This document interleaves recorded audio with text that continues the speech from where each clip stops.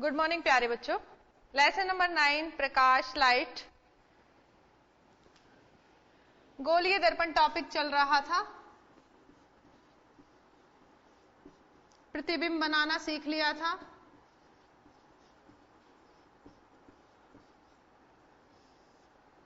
गोलीय दर्पण में अब नेक्स्ट टॉपिक है हमारा आवर्धनता।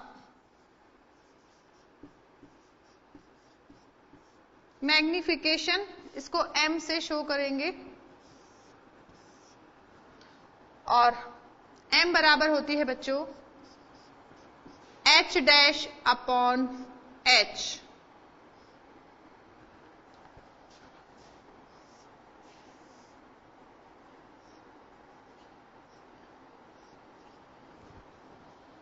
यहां पर ये बिंब था, बिंब की ऊंचाई थी h, ये प्रति h डैश, और इन दोनों का अनुपात कहलाती है आवर्धनता। तो इसका कोई मात्रक नहीं है क्योंकि हाइट और हाइट दोनों का मात्रक कैंसिल हो जाएगा। तो अब हम आवर्धनता को बताएंगे। प्रतिबिंब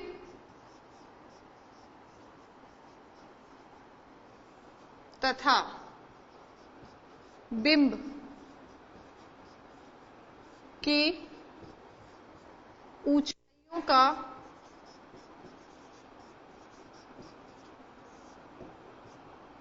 अनुपात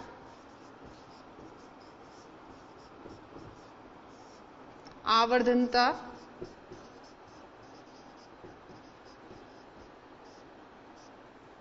कहलाता है। इसे m से लिखते हैं।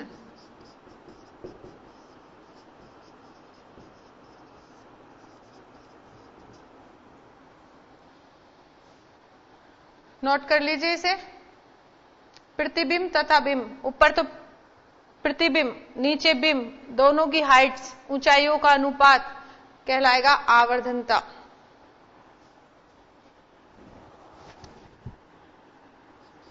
आवर्धनता गोलीय दर्पणों द्वारा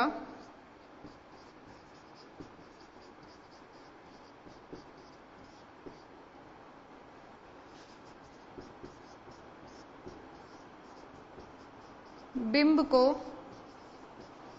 आवर्धित करना है। बिंब को बड़ा करके दिखाता है, यानी कि बिंब को आवर्धित करना है। आवर्धन क्या है कि कोई छोटी चीज है उसको हम क्या करें, बड़ा करके दिखाएं, तो वो क्या होगी, आवर्धनता। तो आवर्धनता क्या है, गोलीय दर्पणों द्वारा बिंब को आवर्धित करना है।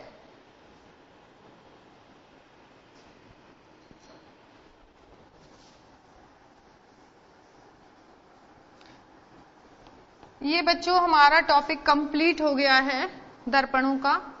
और अब हम दर्पणों के उपयोग देखते हैं। गोलीय दर्पण के उपयोग क्या क्या है दैनिक जीवन में।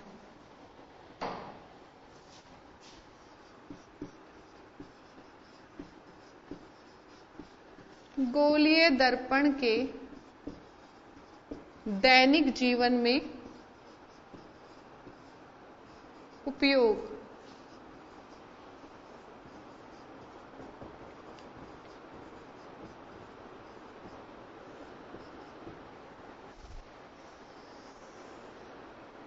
तो बच्चों गोलीय दर्पण हम कौन से लेते हैं, हम पहले बता रहे हैं अवतल दर्पण का उपयोग।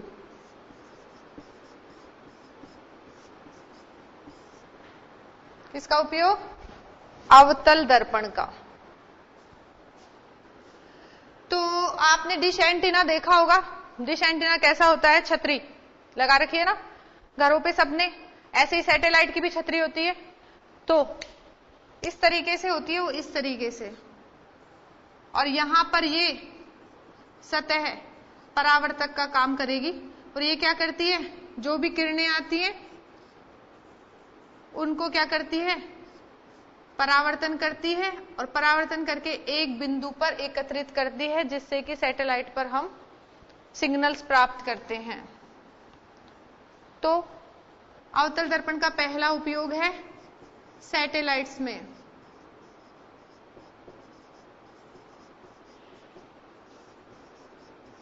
दूसरा एक दूरबीन होती है, टेलीस्कोप होती है, परावर्तक टेलीस्कोप, उसमें है उपयोग परावर्तक टेलीस्कोप में।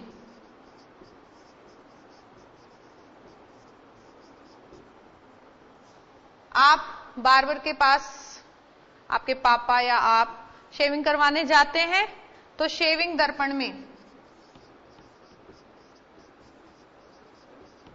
जो शेविंग करने वाला दर्पण होता है उसमें भी किसका उपयोग करते हैं? अवतल दर्पण में का। नेक्स्ट, गाड़ी देखिए, कार या बाइक्स, इनमें क्या होता है? ये हेडलाइट होती है, यहां बल्ब लगा होता है, तो यहां पर जो हेडलाइट है वहां पर भी किसका उपयोग किया जाता है? अवतल दर्पण का। तो गाड़ियों की हेडलाइट्स में।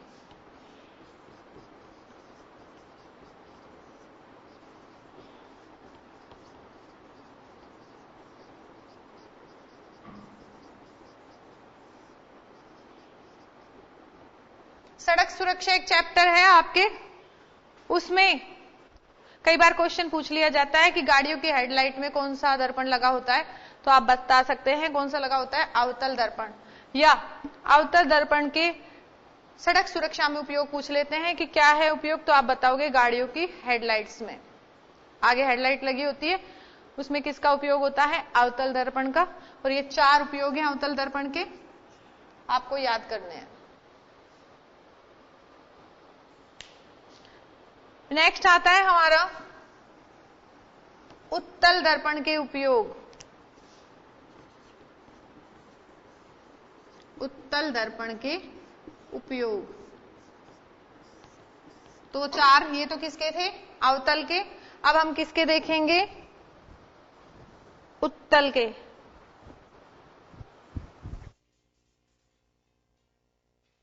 पहले अभी ये तो हमने किसके पढ़े थे? अवतल के। अब हम देखेंगे उत्तल के। आपने बच्चों गाड़ी में बैठे हो, कार में या बस में भी बैठे होंगे, तो बस में ये ड्राइवर सीट होती है और ड्राइवर सीट के यहां पर ऊपर की तरफ एक शीशा लगा होता है, एक दर्पण लगा होता है, और इस वाले दर्पण को बोलते हैं हम क्या? पश्य दर्पण। जो गाड़ियों में लगा होता है ना आगे आगे ड्राइवर के पास ऊपर, वो होता है पश्य दर्पण। और ये ड्राइवर है, ये ड्राइवर की सीट है, यहां वो गाड़ी चलाएगा, ठीक है, स्टीयरिंग घुमाएगा। यहां पर साइड में इधर और इधर दोनों तरफ, लेफ्ट और राइट दोनों साइड में भी दर्पण लगे होते हैं। लगे होते हैं ना, देखी होगी बस में, कार में, आपकी स्कूटी बाइक में भी लगे होते हैं साइड में। तो पश्य तो नहीं होता, क्योंकि पीछे देखने के लिए आगे कहां लगाओगे, वो तो खाली रहेगा ना हिस्सा हवा में, तो साइड में लगे होते हैं। वो साइड वाले शीशों को बोलते हैं पार्श्व दर्पण। तो गाड़ियों में जो पीछे से कोई गाड़ी आ रही होती है उसे देखने के लिए ये दर्पण लगाया जाता है, इसे बोलते हैं हम पश्य दर्पण। और साइड में दर्पण लगाए जाते हैं जिससे हम दाईं और बाईं तरफ आने वाली गाड़ियों को देखते हैं, और इन्हें बोलते हैं हम पार्श्व दर्पण। तो उत्तल दर्पण का उपयोग किसमें करते हैं? सड़क सुरक्षा में पूछते हैं इसे। तो उत्तल दर्पण का उपयोग पहला है गाड़ियों में पश्य दर्पण में। गाड़ियों में पश्य दर्पण में किसमें करते हैं बच्चों? पश्य दर्पण में। दूसरा, गाड़ियों में किसमें? साइड वाले में, तो साइड को बोलते हैं पार्श्व दर्पण में। तो उत्तल दर्पण के ये उपयोग है, एक तो गाड़ियों में पश्य दर्पण में, दूसरा पार्श्व दर्पण में।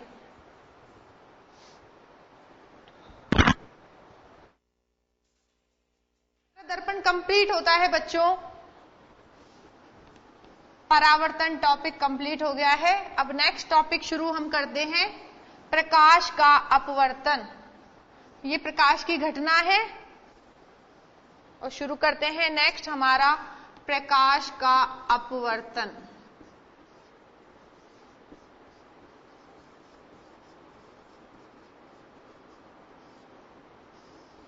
अगर आपको पिछला कुछ याद हो तो बताइए कि प्रकाश की स्पीड, प्रकाश का वेग कितना होता है?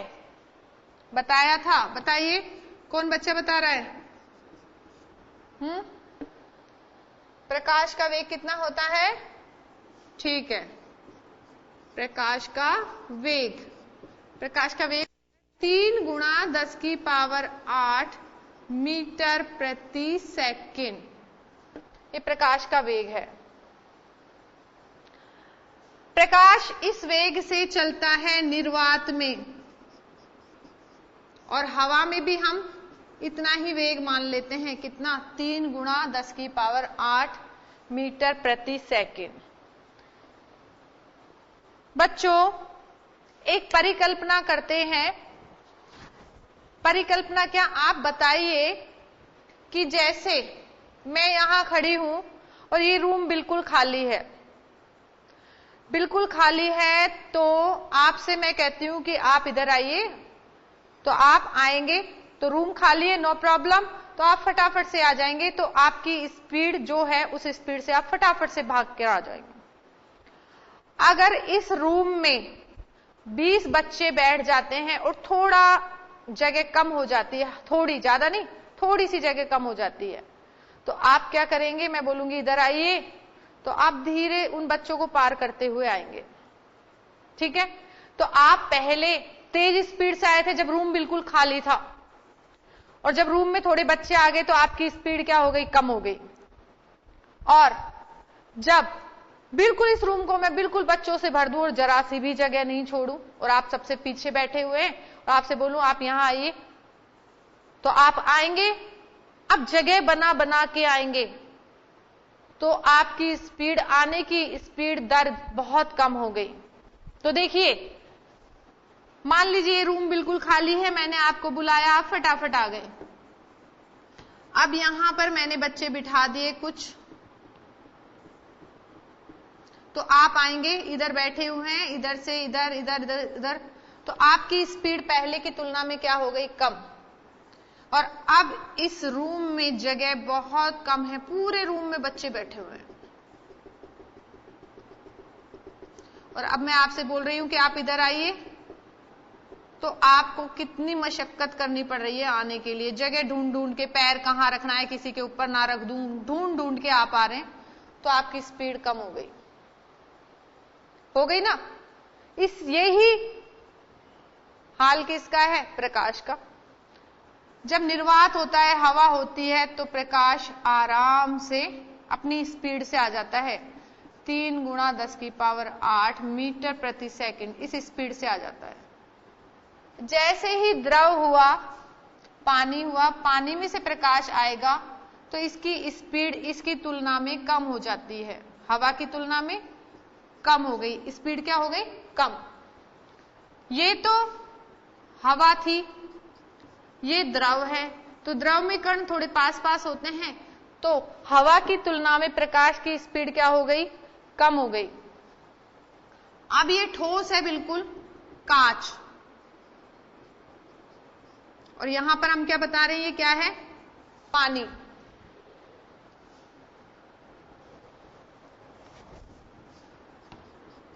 पानी में स्पीड हवा की तुलना में कम हो गई। अब कांच में से प्रकाश आ रहा है, तो कांच में कण बहुत पास पास है, इसकी स्पीड यहां पर बहुत कम हो गई पहले से। देख रहे हैं आप?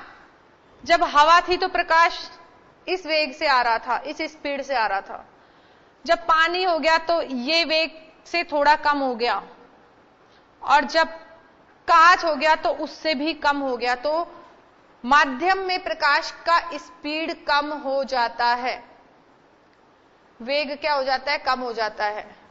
हवा में सबसे ज्यादा वेग, पानी में उससे कम वेग और कांच में सबसे कम वेग।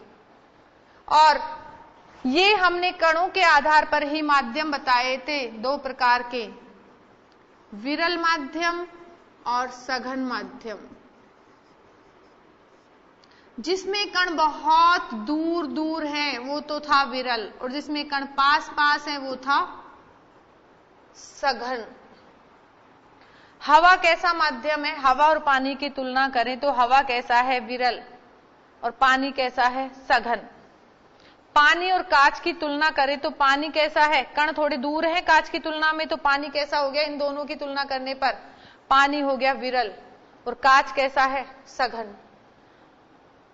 तो विरल और सघन माध्यम में प्रकाश का वेग बदलता है।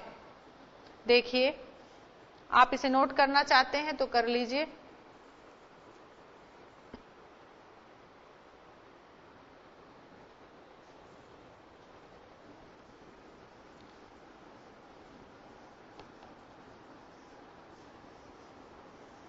अब देखिए बच्चों, एक मैं प्रयोग बताती हूं आपको।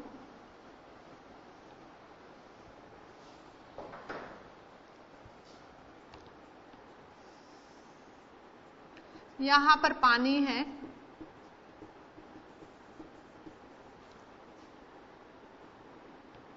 पानी से भरा हुआ बर्तन ले लेते हैं, इसको मान लेते हैं अभिलंब। जो हमें प्रयोग करना है वही कर देते हैं। चलो, हम कांच ले लेते हैं, कांच की सिल्ली, स्लैब, बर्फ की सिल्ली देखिए, कांच की सिल्ली भी ऐसी होती है, कांच का स्लैब। ये एक कांच है, समतल कांच, बिल्कुल सीधा सपाट कांच, समतल कांच, और इसको कांच का स्लैब बोल देते हैं, ग्लास स्लैब, कांच का स्लैब या सिल्ली।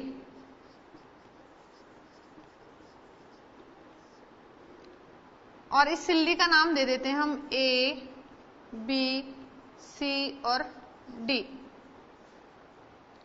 बाहर क्या है बच्चों? हवा, और ये क्या है? कांच। तो ये हो गया, हवा हो गई माध्यम 1, और कांच क्या है? माध्यम 2। अगर हम इनकी तुलना करें तो ये कैसा माध्यम है? विरल। और ये कैसा माध्यम है? सघन।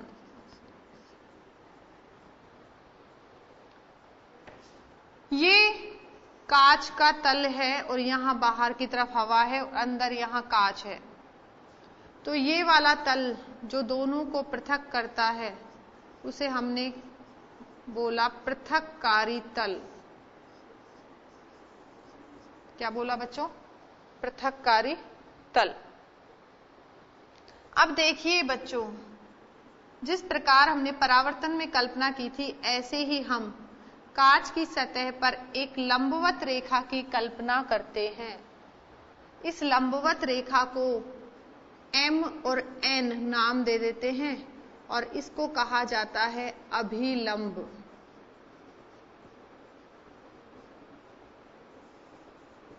हम इस पर कांच की स्लैब पर टॉर्च से या सूरज की किरण या जैसी भी लाइट हमें उपलब्ध है वैसी लाइट हम इस कांच की स्लैब पर डालते हैं। ये डाली हमने तो एक किरण निकली और इस किरण का नाम दे दिया हमने PQ। क्या नाम दिया? PQ। एक प्रकाश की किरण है PQ, और इस प्रकाश की किरण को, ये गिर रही है कांच के ऊपर, तो जो प्रकाश की किरण गिरती है उसे हम कहते हैं आपतित प्रकाश की किरण, आपतित किरण। अब इसको क्या बोला हमने? आपतित किरण, आपतित प्रकाश की किरण। बच्चों अभी वक्त हो चला है ब्रेक का, ब्रेक के बाद फिर मिलते हैं।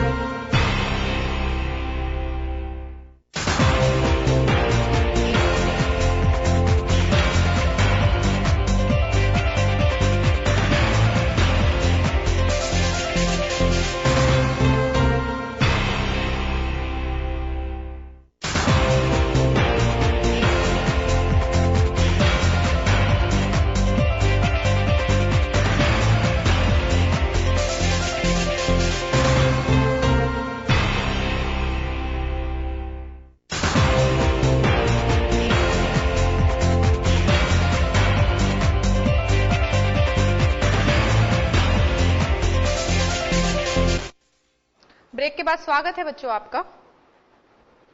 तो हमारा टॉपिक चल रहा है प्रकाश का अपवर्तन, और इसमें हमने कहा कि एक कांच की स्लैब ली और ये माध्यम ठोस है, इसको माध्यम 2 माना, बाहर हवा है, इसको माध्यम 1 माना, और हवा को विरल माध्यम, दोनों का कंपैरिजन करें तो हवा कैसा है, विरल, और कांच कैसा है, सघन। प्रकाश की कोई किरण आपतित होती है, उस प्रकाश की किरण का नाम दिया हमने PQ।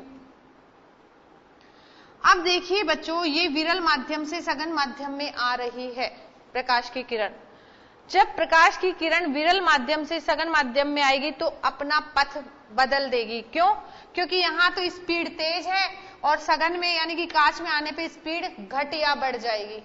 तो यहां सघन में आ रही है तो स्पीड क्या हो जाएगी, घट जाएगी। और स्पीड जब घटेगी तो इसको जाना तो चाहिए था ऐसे, प्रकाश की किरण को ऐसे जाना चाहिए था, लेकिन ये ऐसे ना जाके ठोस माध्यम होने के कारण, कण पास पास होने के कारण ये स्पीड में कम हो जाता है प्रकाश का वेग, और ये अभिलंब की तरफ मुड़ जाती है, अभिलंब की ओर। कहां मुड़ गई, अभिलंब की ओर। जानी चाहिए थी सीधी, और कहां मुड़ गई, अभिलंब की ओर। और जो किरण अभिलंब की ओर मुड़ गई तो इसका पथ क्या हो गया, विचलित हो गई, अपने मार्ग से विचलित हो गई। और प्रकाश की यह घटना, जब प्रकाश की कोई किरण एक माध्यम से दूसरे माध्यम में जाए या आए तो वह अपने पथ से विचलित हो जाती है, और इस घटना को हम कहते हैं प्रकाश का अपवर्तन। क्या कहेंगे, प्रकाश का अपवर्तन। अब ये जो विचलित हुई है किरण, इसका नाम दे देते हैं हम QR। ये जो किरण है, इस किरण का नाम देते हैं हम, अपवर्तन बोल रहे हैं तो किरण का नाम दिया हमने अपवर्तित किरण। क्या नाम दिया बच्चों, अपवर्तित किरण। आपतित किरण अभिलंब के साथ जो कोण बनाती है उसे हम कहते हैं आई आपतन कोण। अपवर्तित किरण जो अभिलंब से कोण बनाएगी उसे हम कहेंगे कोण R। अब ये किरण बाहर निकलेगी, और बाहर निकलेगी तो फिर हमने यहां पर ये सघन से विरल में जाएगी। यहां पर तो कांच है, कांच कैसा है, सघन, बाहर क्या है, हवा, तो सघन से वापस कहां जाएगी, विरल में। ये माध्यम कैसा है बच्चों, सघन, और सघन से कहां जा रही है, ये विरल में, खुली हवा में जा रही है। जब बच्चे बंधे बंधे थे, टीचर के अंडर में हैं, तो बच्चे कैसे रहते हैं, एकदम शांत और बिल्कुल अनुशासन में। जैसे ही टीचर कहते हैं कि लंच हो गया तो बच्चे भागते हैं तो इधर उधर हो जाते हैं। तो ऐसे ही खुली छूट मिलेगी किसको, इसको, किरण को। कौन सी किरण को, ये जो किरण अपवर्तित किरण है उसको। अब ये बाहर आएगी तो अपने मार्ग से फिर विचलित होगी, क्योंकि यहां सघन माध्यम है, और अब ये विरल में जाएगी तो ये अभिलंब से दूर हट जाती है। खुली जगह मिल गई ना, और खुली जगह मिली तो ये क्या हुआ, दूर हट गई, किससे, अभिलंब से। इसको भी हम अभिलंब मान रहे हैं, और ये अभिलंब है हमारा M' N'। कौन सा अभिलंब है, M' और N'। ये किरण जो कोण बना रही है ये भी अपवर्तन कोण के बराबर ही होगा, और बाहर किरण निकलती है, ये अभिलंब से जो कोण बनाती है इसे हम डेल्टा से शो करते हैं। ये किरण जो बाहर निकली है इसका नाम दे देते हैं RS, और इस किरण को बोला जाता है निर्गत किरण। निर्गत किरण, ठीक है बच्चों। और ये कोण है, इसे कहते हैं हम निर्गत कोण। देखिए, प्रकाश की कोई किरण जब एक माध्यम से, यहां एक माध्यम हवा है, दूसरे माध्यम में जाती है तो अपने मार्ग से, ये मार्ग इसका ये था, अपने मार्ग से विचलित हो जाती है, अपने पथ से विचलित हो जाती है। और प्रकाश की यह घटना प्रकाश का अपवर्तन कहलाती है। परिभाषा लिख लेते हैं अपवर्तन की।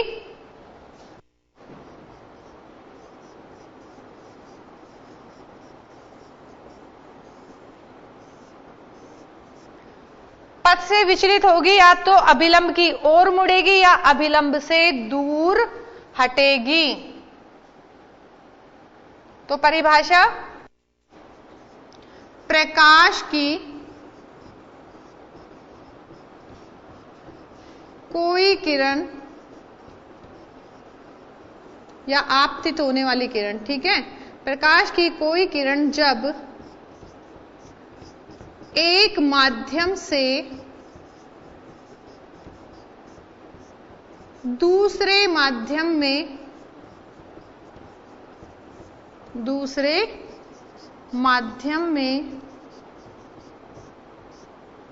जाती है तो अपने पथ से, या मार्ग से भी लिख सकते हैं, तो अपने पथ से विचलित हो जाती है। प्रकाश की यह घटना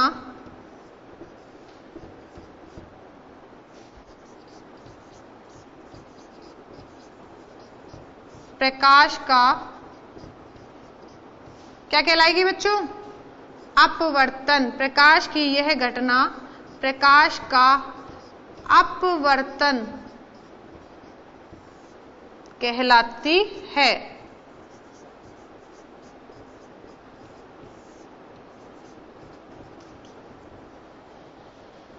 प्रकाश की कोई किरण जब एक माध्यम से दूसरे माध्यम में जाती है तो अपने पथ से या अपने मार्ग से विचलित हो जाती है। जहां उसको जाना होता है वहां ना जाकर बदल देगी अपना मार्ग, तो विचलित हो जाती है। प्रकाश की यह घटना प्रकाश का अपवर्तन कहलाती है। देखिए डायग्राम में, इधर ये ऐसे जा रही थी, इसका मार्ग ये था, लेकिन अपने मार्ग से विचलित हो गई, थोड़ी सी फ्लैक्चुएट हो गई और इधर की तरफ मुड़ गई। कहां? अभिलंब की ओर। बाहर माध्यम था हवा, अंदर माध्यम था कांच। अब ये कांच से फिर बाहर जा रही है हवा में, तो यहां भी एक माध्यम से दूसरे माध्यम में जाती है, तो ये यहां भी इसका मार्ग ये होना चाहिए था, लेकिन यहां भी अपने मार्ग से विचलित हो गई और अभिलंब से दूर हट गई। प्रकाश की यह घटना क्या कहलाती है? प्रकाश का अपवर्तन।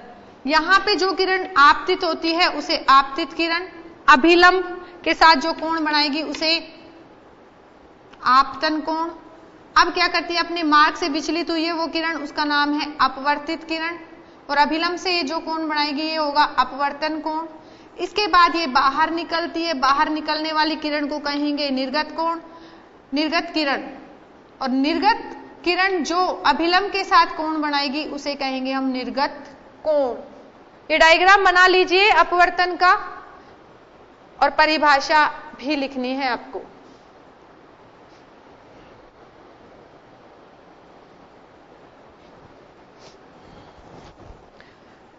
तो मैं यहां लिख देती हूं आपतित किरण। आपतित किरण है आपके PQ। इसके बाद है जो अपवर्तित हो गई, अपवर्तित किरण, और ये है आपकी कौन सी बच्चों? QR, जैसा कि डायग्राम में दे रखा है। इसके बाद किरण बाहर निकल जाती है और इस किरण का नाम है निर्गत किरण, और निर्गत किरण कौन सी है बच्चों? RS। अभिलंब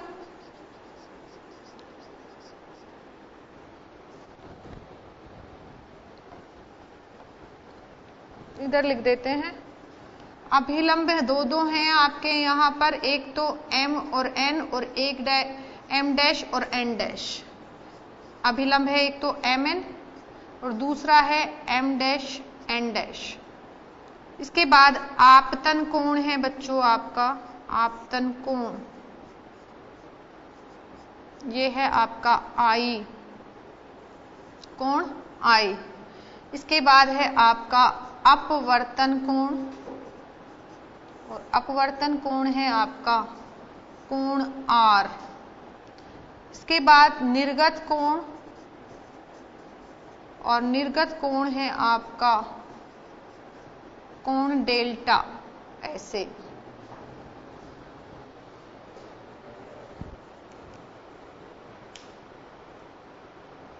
तो पहले आप डायग्राम बना लीजिए एक बार बच्चों, फिर परिभाषा लिखेंगे हम।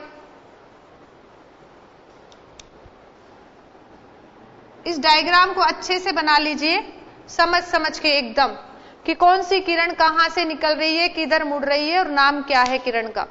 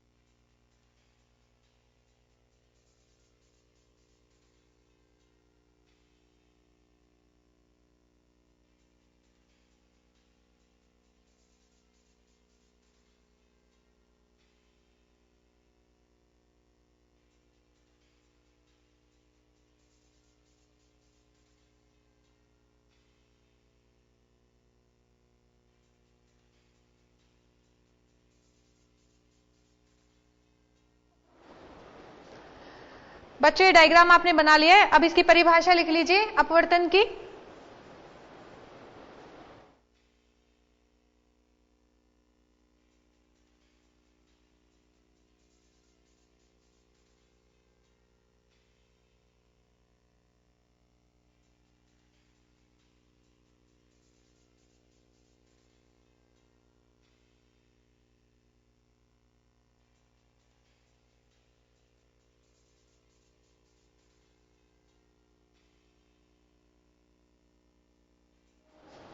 ये आपने नोट कर लिए होंगे डायग्राम और परिभाषा।